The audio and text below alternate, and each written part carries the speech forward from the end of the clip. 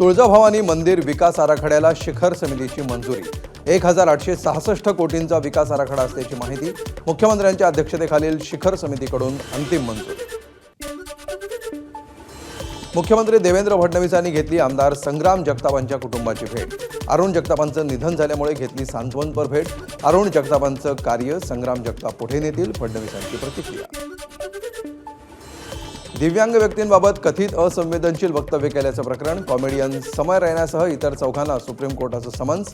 5ही जणांना न्यायालयामध्ये उपस्थित राहण्याचे आदेश। पुढील 5 दिवस राज्यात अवकाळी पावसाचा हवामान विभागाचा अंदाज।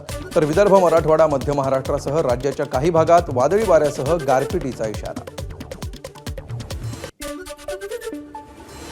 रील काढण्यासाठी पुण्यातील एका तरुणानं बस थांबवल्याचा प्रकार। रीलसाठी तरुणानं थेट PMPL बस थांबवली, मात्र बसमध्ये न चढताच गेला निघून। अशा तरुणांवर कारवाई होणार का, सवाल उपस्थित।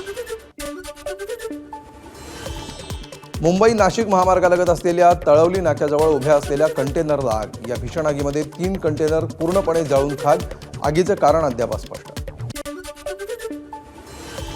छत्तीसगड तेलंगणा सीमेवर सुरू असलेल्या नक्षल विरोधातील मोहिमेमध्ये CRPFचे सहाय्यक कमांडर सागर बोराडे गंभीर जखमी। दिल्लीच्या एम्समध्ये त्यांच्यावर उपचार सुरू असून प्रकृती स्थिर। केदारनाथमध्ये पुढील 24 तास घोड्यांवर बंदी। 14 घोड्यांचा संशयास्पद मृत्यू। घोड्यांच्या मृत्यूनंतर उत्तराखंडच्या पशुसंवर्धन विभागाचा निर्णय। ABP माझा, उघडा डोळे बघा नीट।